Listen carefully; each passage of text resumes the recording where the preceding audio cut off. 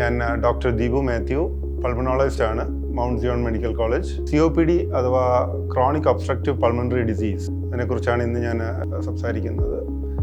COPD എന്ന് പറഞ്ഞാൽ mainly നമ്മൾ പുകവലിക്കാരിൽ കാണുന്ന ഒരു അസുഖമാണ്. പുകവലിക്കാരല്ലാതെ മറ്റ് റിസ്ക് ഫാക്ടേഴ്സ് എന്ന് പറയുന്നത് പുകയടുപ്പ് ഉപയോഗിക്കുന്ന സ്ത്രീകളിൽ, പിന്നെ ഇതുകൂടാതെ എയർ പൊല്യൂഷൻ, പിന്നെ സെക്കൻഡ് ഹാൻഡ് സ്മോക്ക്, വീട്ടിൽ മറ്റ് പുകവലിക്കുന്നവരുണ്ടെങ്കിൽ അവർക്കുമായിട്ട് ബന്ധപ്പെട്ട് വരുന്ന ഇങ്ങനെയുള്ള ഇതൊക്കെയാണ് റിസ്ക് ഫാക്ടേഴ്സാണ് COPD എന്ന് പറഞ്ഞ അസുഖം ഉണ്ടാക്കുന്നത്.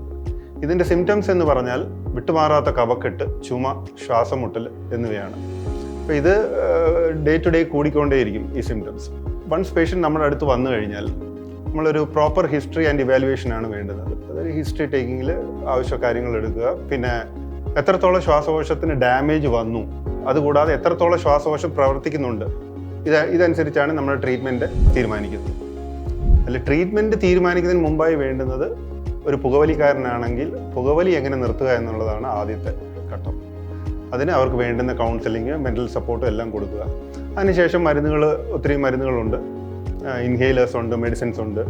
പിന്നെ ഇതുകൂടാതെ പൾമണറി റീഹാബിലിറ്റേഷൻ, ബ്രീതിങ് എക്സസൈസുകൾ, മറ്റ് ചെറിയ എക്സസൈസുകൾ, കൂടാതെ മറ്റ് ഇൻഫെക്ഷൻസ് വരാതിരിക്കാൻ വേണ്ടി വാക്സിനുകൾ ലൈക്ക് ഇൻഫ്ലുവൻസ, ന്യൂമോകോക്കൽ വാക്സിൻ, ഇതൊക്കെ ഉണ്ട്. ഇത് കൂടാതെ ഓക്സിജൻ്റെ അളവ് ഒത്തിരി കുറവുള്ളവർക്ക് ഹോം ഓക്സിജൻ കൊടുക്കാം.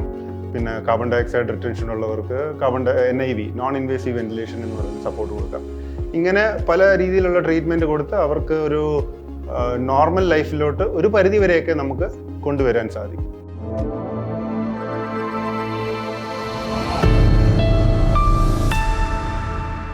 Mount Zion Medical College Hospital, Adur, Pathanamthitta.